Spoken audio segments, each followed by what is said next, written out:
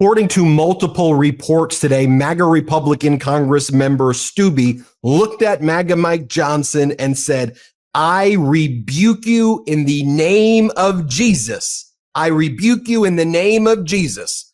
This is as chaos is engulfing the MAGA Republicans who have submitted to doing everything that Donald Trump wants with these ridiculous, dangerous, disastrous tariffs against the world that are crashing our markets and making an already catastrophic economic situation created by Trump over the past few months significantly worse. But MAGA Mike Johnson, even though he's been rebuked in the name of Jesus by other MAGA Republicans, not ready to answer questions about the tariffs. He's like, just got to play it out. We just got to see. Here, play this clip.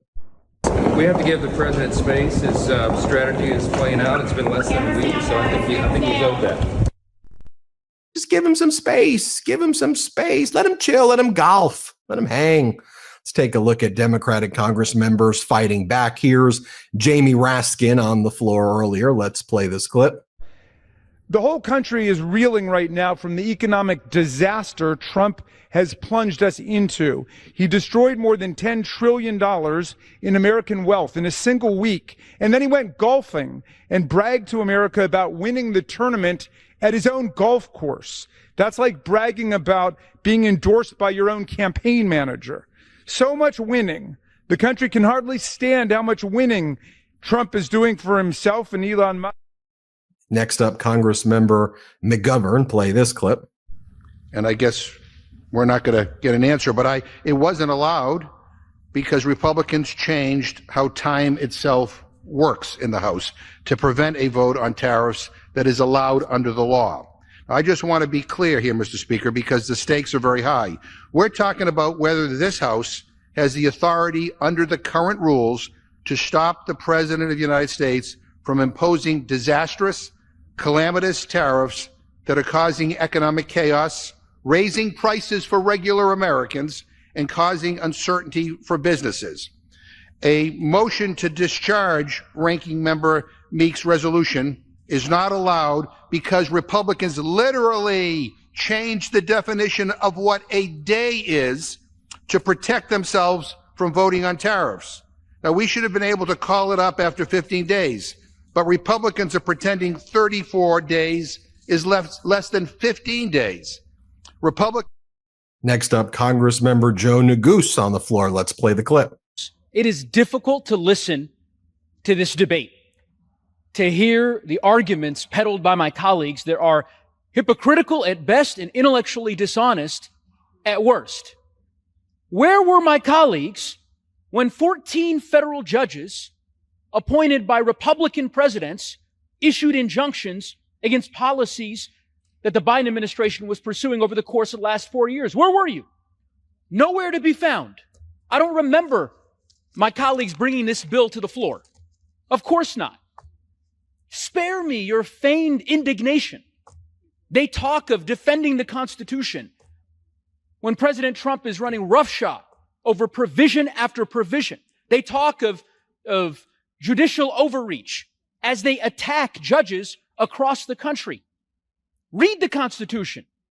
Read the Federalist Papers. Let's bring in Democratic Congressmember Joe Neguse. Congressmember, I guess, where do we start here? I guess the MAGA Republicans changing the calendar and dates so that they're too cowardly to talk about the tariffs that are destroying the economy. Let's start there, and then let's move on to the next topic. Yeah, well, that's exactly right. First, good to be with you, Ben, always. You articulated well, the House Republican caucus is engulfed in chaos and dysfunction. They have been attacking judges. They're undermining the rule of law. And of course, now capitulating to Donald Trump as he literally puts our economy into free fall. And that's precisely what they've done. As you mentioned, this procedural tool that they've used just a few weeks ago, they passed legislation to essentially prevent the House from touching these tariffs that are now destroying our economy in real time. So it is the height of absurdity. And, you know, there are a lot of folks in my community and across the country right now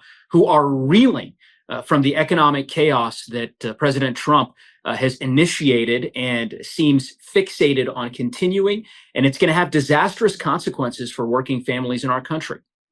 Let's talk about their attack on the judiciary. I've seen you at these hearings in the Rules Committee cross-examining the MAGA Republican Congress members, and witnesses like Newt Gingrich showed up, and all of a sudden they're like, these judicial activist judges are doing all of this. And meanwhile, they went to a judge in the Northern District of Texas who would issue all their national injunctions for them. And by the way, like even on Tuesday, it was Judge McFadden, a Trump-appointed judge, who issued the injunction. There were George W. Bush judges who issued injunctions. So talk to us about that. Yeah, I mean, look, I don't know why Newt Gingrich was there, but I digress. I would say that, the House Republicans have, as I said on the floor, put forward an argument that is hypocrisy at best and ultimately intellectually dishonest at its worst, right? I mean, they had no complaints when during the course of the Biden administration, federal judges appointed by Republican presidents were pausing or blocking different actions that the Biden administration sought to take. Now that they are losing in court, that you have federal judges that were appointed by Republican presidents, including, as you mentioned, several judges that were appointed by President Trump during his first term. You have these judges ruling that his actions are unlawful, that they are unconstitutional, that they are subverting the Constitution. And lo and behold, Republicans now want to limit the ability of district judges across the country from providing the kind of relief that would vindicate the American people and vindicate the Constitution. It is hypocrisy. And, in my view, I think deeply disproportionate to the values of the American people and ultimately to the values that are embedded in our Constitution, having an independent and impartial judiciary. What's going on here with what Trump's doing with the economy? I mean, look, in the past, when there have been recessions, great recessions, there has usually been a bubble that has burst. There's been some traumatic event like COVID or 9/11 or a dot-com burst where the contagion kind of spreads to other sectors that people didn't see, the blind spots in the economy. But like to actually have someone appearing to intentionally wreck the economy with things we know are going to wreck the economy, and then kind of enjoying it and golfing and gloating about it. And then your Republican colleagues are like, you know what? I think this is great. What's going on? You explained it well. I mean, it's confounding, right? It's totally nonsensical. I don't know that there's a historical parallel that one could point to where you have a president who's taking actions that he knows will cause a global recession, right? Literally taking the actions that he did last week with the tariffs and approaching in this reckless, haphazard fashion, tanking the stock market, millions of Americans' 401ks vanishing overnight. And meanwhile, he's where? He's on the way to Florida golfing, right? While Americans across the country are trying to discern how to find a path forward for their families. It's completely reckless. And, unfortunately, there's no Republicans in the House Republican caucus who have as yet are willing to stand up to him, to not capitulate. And by the way, as you know, Ben, they're doing this while simultaneously trying to pass a budget resolution that we've talked about before that would gut Medicaid, that would gut social safety net programs, food assistance, all to pay for tax cuts for the richest billionaires in our country.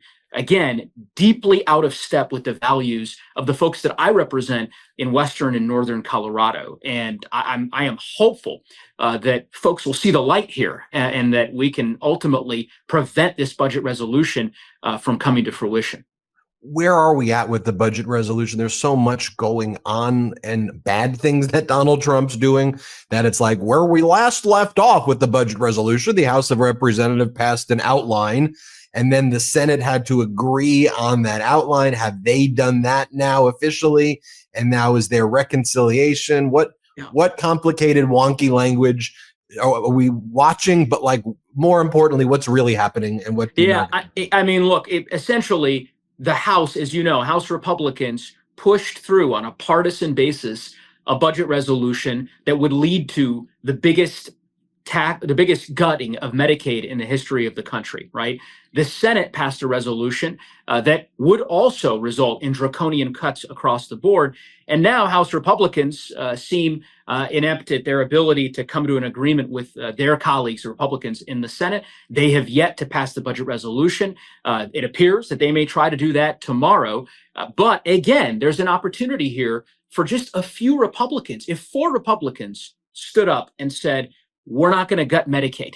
We're not going to take this step of gutting Medicaid, taking away health care from working families, from seniors, right, who are receiving nursing care in our districts just to pay for tax cuts for billionaires. They could stop that resolution tomorrow. And so we're just going to keep building the pressure and keep calling it out and exposing to the American public their plan, which I think the American people recognize it. They see the economic chaos that Donald Trump has already created over the course of the last 10, 11 weeks, and they don't want any part of it. So what's next? What does the fight look like going forward? I mean, we're seeing judicial fights. We're seeing members. I saw lots of members at the protest. I'm seeing shadow hearings. I'm seeing members go into swing districts and red districts. Tell us, as of April 9th, 2025, what does the fight against, frankly, authoritarianism in America look like? Yeah, look, it's all hands on deck. You described so many of the components, right? And in the aggregate, it's all a representation of us pushing back against the unlawful and unconstitutional actions of the Trump administration. The mobilization, you're seeing town halls in Republican districts, right? Of course, on the judicial fight and the litigation, as you know, I lead the litigation task force. House Democrats have now become involved in 4 different lawsuits, which we can talk at greater length about. In one of those lawsuits, by the way, defending the Consumer Financial Protection Bureau, and that lawsuit was successful at the district court level. The district judge ultimately prevented the Trump administration from dismantling the Consumer Protection Bureau, and House Democrats were proud to be in that fight. And then ultimately, the legislative battle. And tomorrow is going to be a big day, and you're going to see House Democrats on the floor making the case to the American people as why this Republican budget would be disastrous for the American people, and we're just going to have to keep up the drumbeat. When's the vote on that? Is that this week? Time will tell. I mean, we thought it would be tomorrow, but at this point, as you described that meeting, and some of the reporting about Stubbe and the rest, and Republicans in sort of disarray and dysfunction, time will tell. It's an open question as to when that vote will be, but we'll be here as long as it takes to oppose that legislation and do everything we can to try to stop it. Congressman Neguse, thanks for joining us. I really do enjoy the cross-examination you do of the MAGA Republicans who show up in the Rules Committee. It's great when Asen posts those clips. So thank you, and I hope you come back on soon. Thank you, Ben. Thanks for having me. Everybody hit subscribe. Let's get to 5 million subscribers. Love this video? Continue the conversation by following us on Instagram @MeidasTouch and help us blow past 1 million followers.